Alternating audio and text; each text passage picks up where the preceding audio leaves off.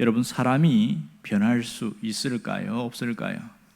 언젠가 사람이 변할 수 있는가, 이런 부분을 화두가 돼서 서로가 의견을 주고받고 하는데 결론이 아직 나지 않은 그런 부분이 있습니다. 마치 성악설이냐 성선설이냐 이런 것을 갖고 토론하듯이 말입니다. 왜냐하면 신앙 안에서 보면 분명히 어떤 사람은 변하고 어떤 사람은 변하지 않고 그런 경우가 있거든요. 일반적으로 보면 하나님의 은혜를 듬뿍 받은 사람들은 성품이 변합니다. 그러나 그 성품이 오랫도록 지속적으로 변하려고 하면 주 안에 있어야 됩니다. 주님 안에 머물러 있을 때에 성품의 변화가 온전히 회복되어지는데, 근데 거기서 벗어나게 되어지면 다시 이전으로 돌아가는 그런 안타까운 일들이 종종 나타납니다. 이런 면에서 소설을 쓴 사람이 하나 있는데 오스카 와일드입니다. 이 오스카 와일드가 쓴 여러 소설 중에 그날 이후 이 책이 있습니다. 여러 단편 중에 나오는 내용인데요, 거기 보면 예수님을 통하여 병을 낳은 사람이 어떻게 되었을까, 예수님을 만나서 치유받고 회복된 사람이 어떻게든지 궁금한 거예요. 그래서 자신의 상상의 날개를 펴서 소설을 썼는데, 한 번은 예수님이 지나가시다가 한 사람 만났는데 거의 술에 취해가지고 알코올 중독자가 된 사람을 만났습니다. 왜 이렇게 사십니까? 무슨 일이 있었습니까? 이렇게 물으니까 이 사람이 힐끗 쳐다보더니 당신이요? 이러는 거예요. 이전에 저 아시지요? 그러는 거예요. 제가 원래 다리가 이게 문제가 있어가지고 장애인으로 살았는데 제가 당신을 만나서 이렇게 치유받았던 사람입니다. 이러는 겁니다. 그때는 너무 뛸 듯이 기뻤다는 거예요. 이전에는 아무것도 할 수 없어서 구걸만 하고 다녔는데 몸이 편해지니까 내가 가고 싶은데 마음대로 가고 사람들한테 멸시도 안 받고 이제는 저주받은 사람이라는 얘기도 듣지 않고 너무 행복했대요. 그것도 짧고 이제는 먹고 살아야 되는 문제 때문에 직장을 구하러 갔는데 평생 구걸하러 다니던 사람이 이게 직장을 구하니까 쉬운 일이 아닌 거예요. 자기 입맛에 딱 떨어지는 직장이 어디 있습니까? 편한 직장이 어디 있냐고요. 그래서 하다가 그만두고 성질나서 때려치워버리고 그만두고, 그러다가 자기 인생이 왜 이 모양이냐 에이 하고 술 퍼먹고 폐인이 돼가지고 살아가고, 그러다가 예수님을 만난 거예요. 탄식하면서. 그런 웃지 못할 에피소드가 나타나고 있습니다. 여러분, 하나님께 주신 은혜가 있지만 그걸 간직하지 못한 사람에게는 다시 한번 떨어지는 그런 안타까운 일들이 굉장히 많습니다. 우리가 보고 있는 이 삼손을 보면 그는 태어날 때부터 특별한 존재로 하나님이 세우셨고 하나님 특별한 미션을 주었고 그래서 그를 사사로 세웠어요. 그러나 오늘 여기서 보면 완전히 추락하고 몰락하는 삼손의 모습을 보게 되어집니다. 하나님의 특별한 은혜를 받았는데 다시 바닥으로 떨어진 삼손의 모습이 나타나고 있습니다. 그는 본래 그런 사람이 아니었어요. 그는 하나님이 특별한 능력을 줬는데 그냥 능력이 아니라 사람들 볼 때는 초능력과 같은 그런 어마어마한 힘을 가졌습니다. 골리앗은 대항할 수가 없을 만큼 대단한 능력이 있었습니다. 어떻게 이런 능력이 생겼을까? 그것은 여호와의 영이 거기에 머물러 있을 때의 능력이 나타난 거죠. 그런데 삼손에게 뭘 요구했습니까? 나시린이니까 너는 나시린의 규례, 나시린의 규정을 잘 지켜라, 이렇게 이야기했죠. 나시린의 규정이 세 가지가 있는 거 아시죠? 하나는 시체를 가까이 하지 말고 포도주와 독주를 마시지 말고 머리털을 밀지 마라. 그래서 삼손은 늘 머리가 그냥 허리까지 내려올 정도로 아주 멋있는 그런 또 근육질이고 대단한 사람이었지요. 그런데 삼손이 어떻게 살았어요? 다 지키라는 걸 다 안 지켰어요. 마치 구약의 청개구리가 삼손이 아닌가 그런 생각을 할 정도입니다. 정말 안 지켰어요. 결국은 결정적으로 들릴라를 만나면서 추락하기 시작하는데 거기서 완전히 모든 것을 잃어버린 상태가 되었습니다. 눈은 빼어졌죠. 밧줄에 놋쇠줄로 갖고 묶어가지고 이놈이 힘이 센 줄 아니까 그렇게 가지고 감옥에다 처박 넣었습니다. 매일 아침 눈 뜨면 끌고 와가지고 맷돌을 돌리는 거예요. 맷돌을. 이걸 매일 반복하고, 자, 추락하는 이 삼손의 모습을 보면 기가 막히죠. 자기 자신도 내가 왜 이렇게 됐을까? 얼마나 후회하고 통회하고 그렇게 답답했을까요? 이전에 삼손을 바라보던 모든 우르를 보던 화려하고 아름다운 모습은 싹 사라졌습니다. 처절하게 비참한 모습에 나락에 떨어진 자신을 보면서 나도 내 자신이 싫다, 그런 정도의 아주 몰골이 아주 비참한 상황까지 가버렸습니다. 정말 삼손은 참 지키라는 것을 정말로 안 지킨 사람이에요. 그런데요, 놀라운 게 뭔지 아세요? 우리 같으면 하나님이 너 이거 지켜라 이렇게 하면 안 지키면 하나님 당장 불을 내리든지 다리를 부러뜨리든지 교통사고 나게 하든지 무슨 심판할 줄 아는데, 하나님 그렇게 안 하시는 거 아시죠? 그것이 하나님의 얼마나 큰 은혜를 베푸는지를 모르면 이게 사람이 강팍해지고 교만해져요. 삼손도 그 중에 한 사람이었습니다. 자, 시체 가까이 하지 말라니까 짐승 사자의 그 시체에서 꿀 있는 거 보고 그냥 스스럼에서 손대는 거예요. 포도주 독주 마시지 말라고 그러는데도 이방 사람들과 함께 뒤엉키면서 실컷 먹고 마시고, 그런데도 힘이 없어지지 않았어요. 여기에서 속는 거예요. 괜찮네, 이렇게 해도 괜찮네. 그렇지만 딱 한 가지는 자기가 지키고 있었어요. 뭐예요? 머리는 밀지 않았어요. 끝까지. 왜? 사람들 앞에 보이는 거니까 머리는 밀지 않았습니다. 이렇게 된 그가 마지막에 추락할 때는 여지없이 무너졌습니다. 사실 삼손이 힘이 빠질 때가 머리를 다 밀었을 때가 아니고 7가닥 머리카락이 떨어져 나갔을 때예요. 그런 걸 보면 이 삼손의 능력이 머리털이 있지 않다는 것을 알 수가 있지요. 오늘 21절에 보면 삼손이 어떻게 추락해서 어떤 모습으로 살고 있는지 잘 보여주고 있습니다. 블레셋 사람들이 그를 붙잡아 그의 눈을 빼고 끌고 가사에 내려가 놋줄로 매고 그에게 옥에서 맷돌을 돌리게 하였더라. 자, 이 블레셋은 7개의 도시로 구성되어 있는데 가사는 최남단에 있던 곳이에요. 언젠가 한번 가사에 가서 성문짝 확 빼온 적이 있지요. 그리고 이 블레셋 가사 사람들 수치를 안겨줬는데 이 가사에까지 끌고 가서 감옥에 집어넣습니다. 꼼짝 못하게. 아마도 2중 3중 철책창을 써서 못 나오게 그렇게 했던 것 같아요. 자, 눈을 빼버렸어요. 앞을 볼 수 없는 상태입니다. 그리고 놋줄로 된 쇠줄로 가지고 몸을 꽁꽁 묶어가지고 움직이지도 못하게 했어요. 그리고 눈 뜨면 뭐 해야 돼요? 매일 아침 맷돌질을 하는 거예요. 맷돌 가는 거. 이거 사람이 하는 거 아닙니다. 힘센 짐승들이 하는 짓을 이 삼손이 그 일을 하고 있는 거예요. 단순한 그냥 일이 아니라 얼마나 비참해졌는가, 그 모습을 오늘 여실히 보여주고 있습니다. 그런데 성경에 독특한 부분이 하나 나옵니다. 그게 22절입니다. 22절을 보면 그의 머리털이 밀린 후에 다시 자라기 시작하니라 이렇게 말합니다. 아니, 머리털이 밀리면 당연히 시간 지나면 자라나는 거 당연한 거 아니에요? 근데 왜 자라기 시작하니라, 왜 이야기를 왜 하고 있어요? 여러분, 머리털은 시간 지나면 자라는 게 당연한 겁니다. 또 머리털이 자랐다고 해서 달라지는 게 뭐가 있냐고요? 두 눈이 다시 회복되었고 눈을 볼 수가 있습니까? 아니면 그가 다시 예전처럼 돌아가는 모습으로 회복될 수 있습니까? 여전히 머리털이 자란다고 해서 바뀐 게 하나도 없어요. 환경이 달라졌어요. 상황이 달랐어요. 여전히 자기는 여기에서 감옥에서 맷돌질하고 있고 변한 게 하나도 없습니다. 도대체 왜 성경은 이 얘기를 살짝 집어넣었을까요? 머리털이 자란다는 얘기가 도대체 뭔 얘기냐고요. 여러분, 우리가 이런 상황에 있을 때가 참 많습니다. 하나님이 함께 하십니다. 그렇지만 내 처지와 환경과 형편이 어려우면 하나님이 함께 하시면 왜 내가 이 모양입니까? 하나님이 도와주십니다. 이러면 정말 하나님이 도와주는 거 맞습니까? 하나님이 도와주는데 와 나는 왜 이 모양으로 살아가야 됩니까? 이렇게 이야기하는 것과 똑같은 거죠. 자, 오늘 이 머리털이 자라니라 성경에서 필요 없는 것 같은 그 얘기를 살짝 집어넣은 이유가 뭐냐는 거예요. 여기에는 우리가 알지 못하는 숨겨진 비밀이 담겨 있습니다. 이 삼손의 머리털이 자란다는 그 속에는 숨겨진 비밀이 있는데 그게 뭔지를 우리가 알아야 됩니다. 다시 자라니라, 히브리어 보면 다시 자라니라, 차마흐, 이 단어가 뭐냐면 회복의 시작이다 이렇게 말합니다. 회복의 시작. 그러니까 머리털이 자란다는 것은 하나님이 다시금 삼손을 주목하고 있다, 그런 얘기가 되겠고요. 하나님이 그를 떠났을 때에 삼손이 모든 걸 잃어버렸잖아요. 그런데 이 단어에서 하나님이 그에게 찾아오셨고 능력이 임했다, 이것을 보여주고 있습니다.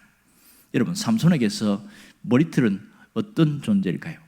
이것은 하나의 상징입니다. 어떤 상징이에요? 하나님과의 약속에 대한 상징이에요. 언약의 상징이에요. 머리털 자체에는 능력이 있는 게 아니었어요. 이것을 하나님과 약속을 지킬 때에 하나님의 능력이 거기에 머물러 있었습니다. 자, 여러분 삼손의 입장에서 한번 생각해 보세요. 자신이 결박된 상태에서 이 블레셋 사람들이 눈도 다 뺐어요. 그리고 머리를 싹 다 밀어버렸어요. 혹시 머리털에서 능력이 나타나는가 싶어서 싹 밀어갖고 그 감옥에 집어넣습니다. 그럴 때 삼손은 그 절망감과 죽고 싶은 마음은 이루 말할 수 없을 거예요. 그런데 거기서 아무 생각 없이 있는데 어느 날 머리를 쓱 만지는데 머리털이 잡히는 거예요. 이게 뭔가? 우리는 당연한 것이지만 삼손에게는 절대로 당연한 게 아니에요. 자기의 머리털이 자라는 것이 느껴질 때에 그 흥분과 그 놀라움은 이루 말할 수가 없는 거지요. 왜요?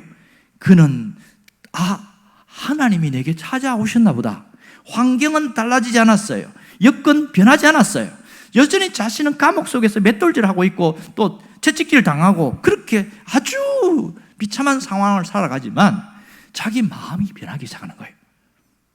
이 머리털이 자란다는 것은 실패의 현실 속에서 하나님이 나를 살리신다. 그 메시지입니다.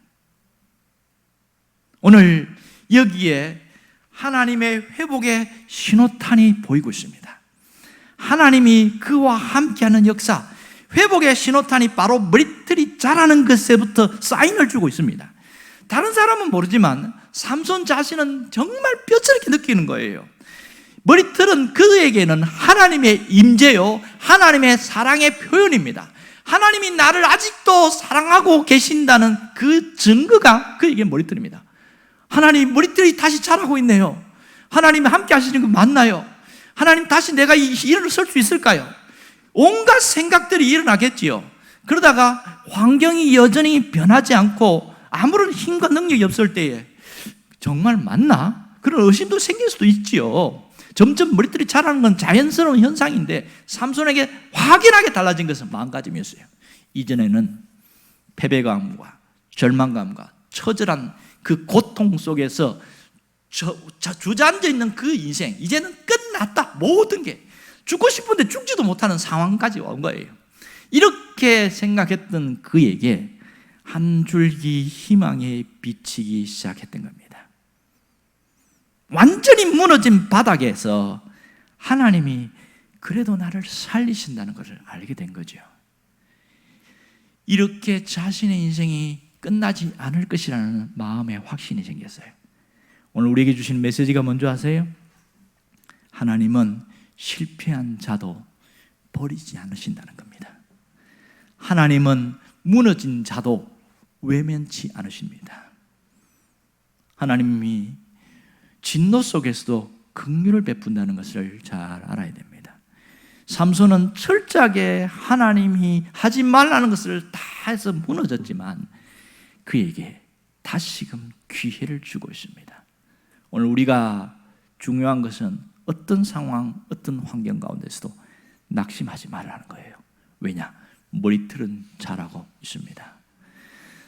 눈앞의 현실 때문에 자꾸만 주저앉고 싶고 포기하고 싶을 때에 절대로 포기하지 말라는 겁니다. 왜냐하면 머리털은 자라고 있으니까. 머리털이 자라는 건 눈에 보이지 않지만 그 속에 하나님이 역사하심이 있습니다. 그러면 우리의 현실과 우리의 환경을 한번 돌아보세요. 어떤 모습으로 살고 있고 어떤 형편에 있습니까? 내가 어떤 인생을 살고 있느냐는 거예요. 주변에 보면 사람들은 천차만별입니다. 코로나 때문에 완전히 바닥쳐서 무너진 사람도 있습니다. 경제적으로 무너지고 건강이 무너지고 사람과의 관계가 다 무너지고 진짜 삼손처럼 비패한 삶을 살아가는 사람이 있습니다. 그것도 신앙인들 중에서도 그런 사람이 있어요. 가장 뚜렷한 현상은 뭔지 아세요? 창피해서 교회를 안 나오는 거예요.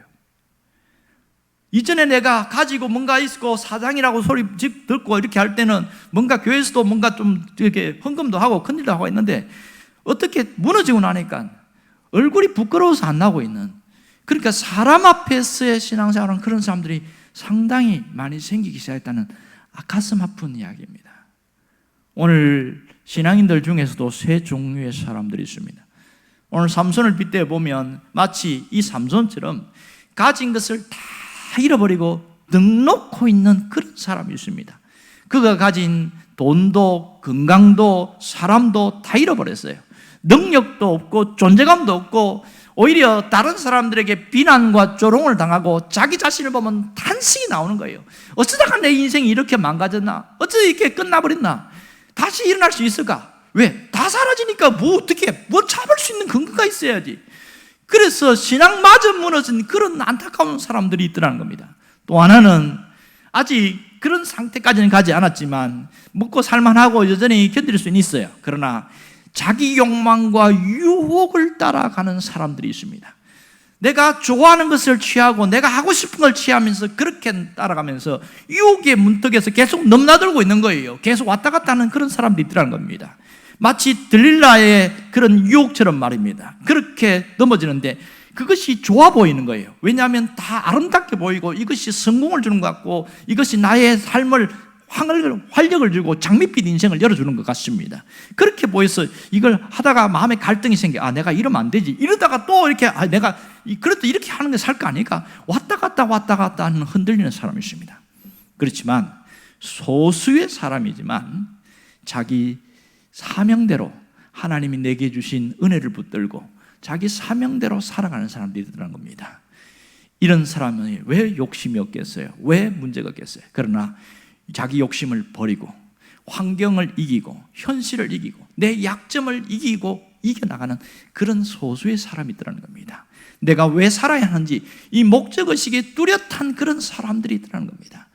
사나 죽으나 주의 것이라고 했으니까 하나님 이제는 내가 나의 만족을 위해 살지 않고 주님을 위해 살겠습니다. 그런 결단을 하고 살아가는 사람이 있어요. 이제 먹든지 마시든지 하나님 영광 위하여 살아오고 있으니까 하나님 내가 살아가는 모든 것이 하나님 영광을 위해 살겠습니다. 그런 사람이 있더라는 겁니다. 여러분은 어디에 있습니까? 어떤 종류의 사람이냐는 겁니다. 오늘 나오는 이 세 번째 사람처럼 지금 살고 있습니까? 아니면 아직도 갈등하고 유혹의 문턱에 넘나들면서 흔들리고 있는 자기 욕심과 자기 욕망과 자기 만족을 위해 살아가는 그 고민하면서 있는 그 자리에 있습니까? 아니면 혹 소수의 사람 중에 이렇게 삼손처럼 무너진 흔적 때문에 주저앉은 사람이 있습니까? 대부분 신앙인들, 특히 예배에 참석하는 사람들은 첫 번째 사람은 거의 없습니다. 거의 무너지면 거의 예배당조차도 출입을 안 하거든요. 그러나 상당수 많은 사람들이 그 자신의 만족과 자기 욕망을 따라서 살아가고 그래서 들릴라의 유혹에 끌려가는 경우가 굉장히 많습니다. 들릴라의 정의가 뭐라고 이야기했어요? 그것은 나를 무너뜨리는 덫이다 이렇게 이야기했습니다.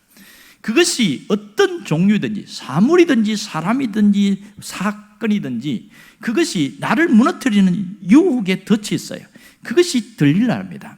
그런데 그것이 우리 눈에는 그렇게 안 보입니다. 마치 어떻게 보이냐면 낚시 바늘에 끼어있는 미끼처럼 보여요. 여러분 지금 그 금붕어나 다른 물고기들이 낚시 바늘에 있는 미끼를 무는데 아주 머리가 좋은 물고기를 어떻게 하는 줄 아세요? 한번 톡 건드려 본대요. 톡 건드려 봐도 한번 움직이죠? 그러면 똑똑한 놈은 0.1초 안에 탁 먹고 낚아채고 도망간답니다. 그러면 머리가 좋은 낚시꾼들은 흔들림이 있을 때 확 낚아치면 이 물고기 꼼짝없이 끌려가는데 뭐가 움직이네? 가만히 있다 보면 끌어올리면 없는 거야. 벌써 도망갔어. 이런 일들이 얼마나 많은지 몰라요. 마치 물고기에 있는 미끼처럼 유혹이 있는데 그게 덫이라는 걸 전혀 모르게 한다는 겁니다. 그 속에 살아가는 사람들이 상당수가 있더라. 그러다가 덜컥 무너지게 되어지면 정말 뼈아픈 아픔이 있지요. 여러분, 하나님은 우리가 어떻게 살기를 원하실까요?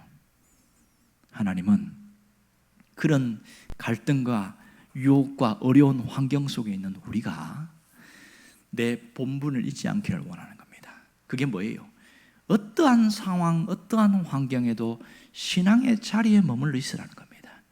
신앙의 자리에 머물러 있는 것이 내가 살아가야 할 길이고 내 본분인 것이지요. 여러분, 신앙의 자리에 머물러 있는 사람은 실패도 그 자리에 옵니다. 주저앉아도 그 자리에 옵니다. 창피를 당해도 옵니다.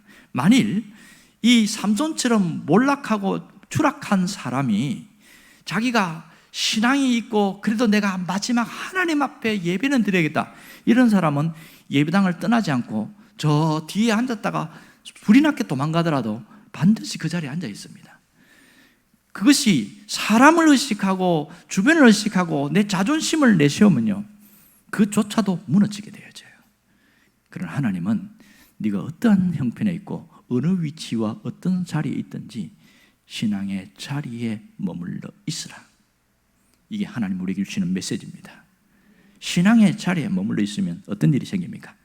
다시 일어날 수 있습니다. 신앙의 자리를 떠난 사람은 그것조차도 기회를 잃어버리게 된 거예요. 진짜 몰락의 길로 가는 거죠. 그러나 내가 신앙의 자리에 머물러 있기만 하면 실패해도 다시 일어날 수 있다는 사실입니다. 하나님은 다시 일으켜 주시기 위해서 우리를 찾아오신다는 사실을 놓치지 않기를 원합니다. 나를 찾아오신다는 거예요. 여러분, 하나님이 나를 찾아오는 걸 어떻게 느낄 수 있어요? 어떤 사람이 목사님, 하나님이 어떻게 찾아오셔요? 저는 한 번도 하나님 본 적이 없는데요, 이렇게 이야기하는 거예요. 맞아요, 틀려요? 순수한 아이지요. 정말 하나님을 본 적이 있어요. 하나님 찾아오는 거 봐야 알지. 하나님이 어떻게 찾아오는지 아세요? 하나님은 형체가 없으세요. 형상이 없으시단 말이에요. 영이신 하나님은 영으로 찾아오십니다. 하나님은 우리에게 찾아올 때에 여러 가지가 있지만 특별히 예배 가운데 올 때에는 말씀으로 찾아오십니다. 말씀으로 우리에게 오셔서 우리의 마음에 노크를 하고 우리의 마음에 충격을 주기도 하고 깨닫게 하기도 하고 두 가지입니다. 하나는 가슴을 찔리게 해가지고 푹 찔러가지고 너 회개해, 이렇게 찾아옵니다. 또 하나는 내가 너무 지쳤을 때에 걱정하지 마, 내가 너와 함께 하잖아, 위로하시면서 옵니다. 사람들이 위로의 말씀에는 하나님이 나를 찾아오시구나 이러지만 말씀을 들을 때 쿡쿡 찔릴 때는 거기에 반기를 드는 사람은 완악한 사람이에요. 거기에 회개하는 사람은, 이 사람은 정말 위대한 사람입니다. 하나님 앞에 크게 쓰임받을 수 있는 사람입니다. 여러분은 하나님이 찾아오실 때에 어떠한 말씀이든지 아멘할 수 있기를 바랍니다. 하나님은 말씀으로 오신 거예요. 실제로 이런 일이 있었습니다. 미국의 휴스턴 감리교회에 찰스 알렌 목사님 계시는데요, 이분이 쓴 책 중에 보면 자기의 그 경험담을 써놓은 적이 있어요. 거기에서 그래도 대기업은 아니지만 중소기업의 견실한 사장으로 있는 한 분이, 그분이 너무 힘든 거예요. 이 경쟁하면서 살아가는 게 하루 종일 긴장하고, 그것이 6일 동안 긴장하다가 딱 유일하게 긴장이 풀어지는 시간이 일요일이야. 근데 토요일 날 저녁부터 긴장이 풀어져 가지고, 긴장이 풀어지는 게 11시 예배에 오는 것조차도 너무너무 힘든 거예요. 그날 뭐 술 한잔 하고 뭐 그래서 못 오기도 하고, 그 다음에 푹 자야 된다고 생각하고 못 오기도 하고, 그 예배도 빠지기도 하고 뭐 지각도 하고 그런 사람이었어요. 그 어느 날부터 자꾸만 잠이 안 오는 거예요. 불면증이 찾아왔어요.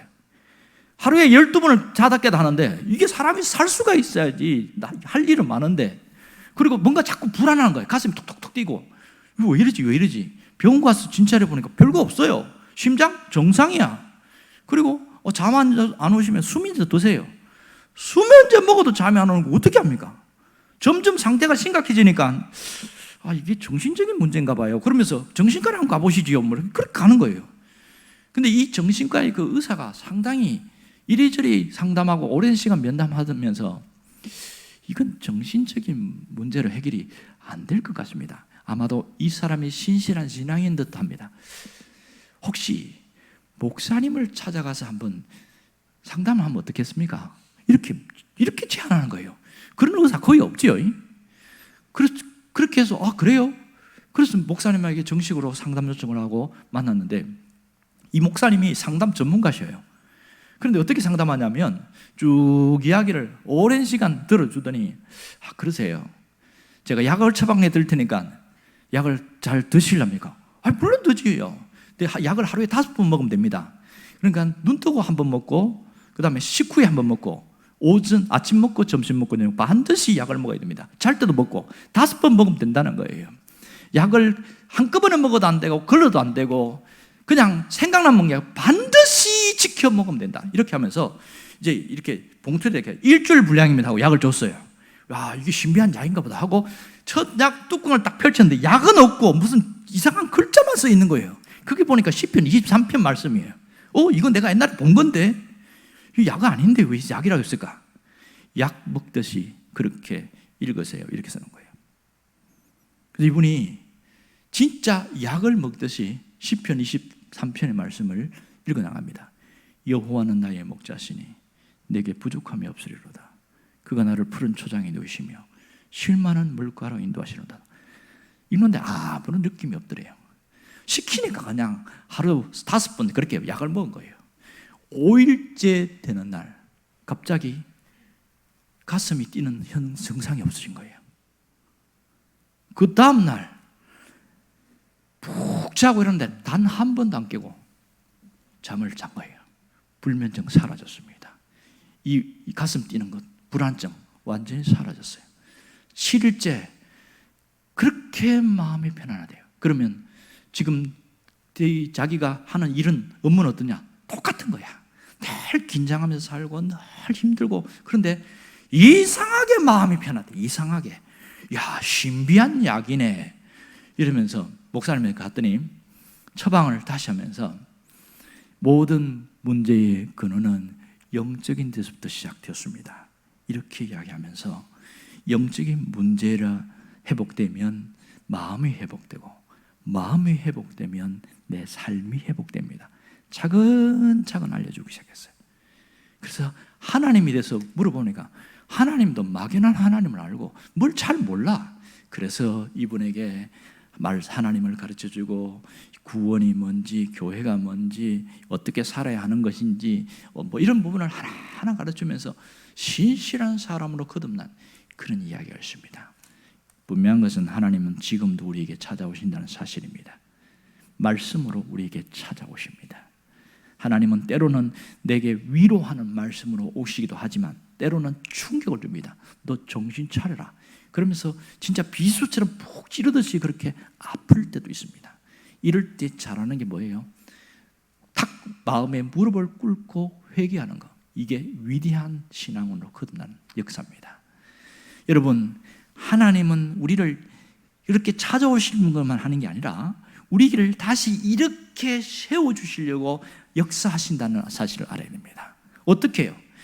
이렇게 세우시기 위해서 가장 먼저 한 일은 십자가입니다. 십자가 사랑으로 나를 회복시켜 주시는데요, 하나님이 예수의 십자가를 통해서 그냥 영혼만 구원받는 게 아니고 그 십자가의 사랑이 나의 삶을 회복시키는 능력이라는 것을 보여주고 가르쳐 주려고 계속하고 있습니다. 이 CCM의 십자가 그 사랑이라는 찬양은 정말 가슴 절절하게 만들었습니다. 몇 주 전부터 제가 이 찬양을 계속 부르기 시작했고 아마 수십 번도 더 불렀던 것 같아요. 계속 어젯밤에도 오늘 아침에도 계속 또 부르고 듣고 그렇게 하면서 내가 뭘 잃어버렸을까? 십자가 하면 아무 느낌이 없어. 벌써 마음이 굳어버렸어요. 제가 그렇다는 거예요. 그래서 다시 회복할 수 있도록 찾아가고 또 찾아가고, 그래서 또 듣고 또 들은 거예요. 그 가사 내용이 보면 정말 절절합니다. 십자가 그 사랑 멀리 떠나서 무너진 나의 삶 속에 잊혀진 주원에 돌 같은 내 마음 어루만지시사 다시 이렇게 세우신 주를 사랑합니다. 주님이 나를 보호하시고 나를 붙들어 주실 것을 믿습니다. 나를 보배롭고 존귀한 주님의 자녀로 세운 것을 내가 확신합니다. 이러면서 찬양하는 거예요. 그리고 2절에도 보면 지나간 세월들, 지나간 일들을 기억하지 않고, 내가 실수하고 실패하고 무너지고 그랬던 것을 기억하지 않고 이전에 행한 모든 일을 주님이 생각지도 않는다, 이렇게 말씀하시는 거예요. 그 은혜가 내 안에 절절히 느껴지니까 뭐가 느껴져요? 내 마음이 사막 같고 내 마음이 황폐했는데 사막의 강물과 길을 내시는 그 주님을 바라보는 겁니다. 내 안에 새 일을 행하신 그 주님을 바라보는 거예요. 그래서 자신이 확신한 게 뭐예요? 주님이 나를 보호하시고 나를 붙드시고 내가 정말 보배롭고 존귀한 자인 것을 다시 한번 깨닫게 되면서 벌떡 일어나는 겁니다. 이 찬양을 부르면서 수많은 사람들이 일어났고 다시 당당히 그리스도인의 자리에 서 있는 사람들이 얼마나 많은지 모릅니다. 여러분이 바로 그 사람, 그 주인공이 되기를 간절히 바랍니다. 주님은 다시 우리를 이렇게 세운다는 것을 놓치지 않기를 간절히 바랍니다. 우리를 주님이 붙들어 주시는데 그러나 그럼에도 불구하고 좌절하고 절망하고 그렇게 있는 사람이 있습니다. 문제에 빠져 있는 사람이 있습니다. 깨닫는 사람은 다시 일어나게 되어집니다. 절망하지 않습니다. 좌절하지 않고 무너지지 않는다는 사실을 우리가 알게 되어집니다. 여러분, 우리가 나만 힘든 게 아니에요. 나만 고통당하는 게 아니고 나만 고난당하는 게 아닙니다. 그러나 많은 사람들은 하나님 왜 나만 이런 고통을 당해야 됩니까? 왜 나만 이렇게 힘들게 살아야 됩니까? 그런 말을 하고 있습니다. 그러나 그 고통의 자리에 주님이 함께 한다는 것을 몰랐기 때문에 자기 혼자 겪는 줄 알고 있습니다. 절대로 그렇지 않습니다. 하나님이 침묵하시는 것처럼 보이지만 하나님이 그 고통에 함께 한다는 사실을 놓치지 않기를 원합니다. 우리가 분명히 기억할 것은 그래도 머리털은 자란다는 사실입니다. 그래도 머리털은 자란다는 거예요. 내가 힘겨운 그 고난의 자리를 걷가는 그 상황에도 여전히 머리털은 자라고 있습니다. 22절을 보면 정말 깊은 말씀을 하고 있습니다. 그의 머리털이 밀린 후에 다시 자라기 시작하니라. 다시 자라기 시작하니라. 삼손이 억울함을 당하고 침뱉고 채찍질을 당했을 때도 머리털은 자랐습니다. 그가 놋줄에 묶여가지고 꼼짝 못하고 그렇게 있을 때도 머리털은 자랐습니다. 매일매일 일어나서 맷돌을 돌리는 상황에서도 여전히 머리털은 자랐습니다. 여전히 주님이 함께 하셨습니다. 당장의 변화가 없고 어떤 일이 보이지 않았지만 주님이 그를 다시 기회를 주시고 일으켰다는 것을 우리가 이 결과를 통해서 너무나 잘 알고 있습니다. 분명한 것은 상황은 바뀌지 않았어요. 환경은 달라지지 않았어요. 그러나 머리털은 자라고 있다는 사실입니다. 뭐가 달라질까요? 내 마음의 변화가 일어나는 거예요. 내 마음의 변화가 일어나요. 내가 주님을 놓쳤다가 다시 붙들게 되면서 마음의 평안을 긋고 안식을 얻게 되어집니다. 그리고 두려움이 아니라 담대함을 얻게 되어집니다. 절망이 아니라 용기를 얻게 되어지는 겁니다. 좌절이 아니라 비전을 보게 되는 겁니다. 아, 주님이 역사하시면 다시 일어날 수 있겠구나. 다시 회복될 수 있겠구나. 하나님이 나를 붙들고 계시는구나. 그것을 붙들고 나가는 그 사람은 반드시 역사가 일어납니다. 오늘 우리에게 필요한 것이 뭐예요? 다시 일어나는 회복력입니다. 회복력. 다시 일어나는 회복력. 이것이 우리에게 절실히 필요합니다. 무너진 내 삶을 일으켜주시는 그 주님 앞에 나갈 수 있기를 원합니다. 다시 일어나려는 신앙적 결단은 우리의 미래를 바꿔놓습니다. 다시 일어나려는 그 의지와 결심은 내 신앙을 바꿔놓습니다. 다시 일어나려는 결단력에는 내 모든 삶의 어두운 부분을 거두어가게 되어집니다. 무너진 내 삶을 다시 일으키시는 주님 앞에 나가시길 바랍니다. 지나간 일들을 기억하지 않고 다시 일으켜주시는 주님을 붙들기를 바랍니다. 주님은 지금도 찾아오셔서 역사하는 분인 것을 잊지 않기를 원합니다. 유명한 책이 하나 있습니다. 김헌중 씨가 쓴 책인데 바운스백이라는 책입니다. 이 책은 몇 년 전에 나왔는데 아주 유명한 책입니다. 바운스백은 실패한 이후의 회복력이다, 이런 뜻이 있습니다. 그 책에 부제가 있는데 공처럼 다시 튀어오르는 사람의 비밀, 이렇게 써놨어요. 그 작은 글씨에 그렇게 부제가 있습니다. 탁 책을 넘기면 머릿말에 뭐라고 나왔냐면 바닥에 깨질 것인가, 공처럼 다시 튀어오를 것인가, 이 얘기를 써놨습니다. 이런 세 종류의 사람이 있대요. 어떤 사람은 실패하고 무너지고 쓰러지면 유리잔처럼 박살나는 사람이 있대요. 어떤 사람은 진흙처럼 바닥에 탁 붙어가지고 떨어지지 않는 사람이 있답니다. 또 한 사람은 공처럼 툭 떨어졌는데 다시 튕겨 올라오는 사람이 있답니다. 바운스백. 다시 튀어오는 사람이 있다는 겁니다. 그것은 누가 결정하냐? 자기 자신이 결정한다는 거예요. 내가 모두가 힘들어, 잃어버렸어요, 무너졌어요, 안 되는 것 같아요. 그런데 다시 일어날 것인가? 깨진 유리처럼 내 마음도 산산조각 나서 완전히 절망할 것인가? 이 책에서는 바운스백이다라는 겁니다. 다시 일어나는 회복력은 이전보다 더 단단하고 더 강하고 더 대단한 능력이 나타난다는 겁니다. 수많은 성공한 사람들은 바운스백이 있었다고 말합니다. 실패한 것으로 끝난 것이 아니라 거기서 마음을 추스리고 다시 일어났기 때문에, 이 용수철처럼 탁 튀어 올랐기 때문에 그가 이 자리에 있었다, 그런 얘기를 하고 있습니다. 정말 신앙이 주는 힘은 이런 겁니다. 평탄할 때에, 아무 문제 없을 때에는 그것이 무슨 능력이 있는가? 그렇게 영향력이 없습니다. 그런데요, 내 삶에 적신호가 오고, 건강에 적신호가 오고, 문제가 생기고, 어려움이 생기고, 깨지고 부서질 때에, 탁 무너졌을 때에 신앙의 힘이 그때 나타납니다. 내가 그동안 평소에 가진 그 신앙의 힘이 그 어려움 속에서 다시 나를 툭 튕겨서 올라오게 만들더라는 겁니다. 그래서 평소에 신앙이 얼마나 중요한지 몰라요. 문제가 없을 때에 하나님 앞에 엎드리고, 문제가 없을 때에 전심으로 하나님을 향하고, 아무 문제가 없을 때에 온전히 하나님, 살아도 죽어도 나는 그리스도를 위해 삽니다, 그렇게 살아가는 사람들은요, 문제가 생겨도 탁 튀어오르는 능력이 생기는 겁니다. 바운스백, 회복 탄력성이 생긴다는 겁니다. 여러분, 하나님은 실패한 자리에서도 다시 일어나게 하십니다. 머리털이 자라게 하신다는 겁니다. 똑같이 살아가지만 여전히 실패한 과거를 보는 사람에게는 열매가 없습니다. 그러나 하나님을 바라보면서 그 열매를 향하여 나가는 사람에게는 믿은 대로 이루어집니다. 여러분이 그 신앙의 열매를 맺어가는 사람들에게를 주 이름으로 축원합니다.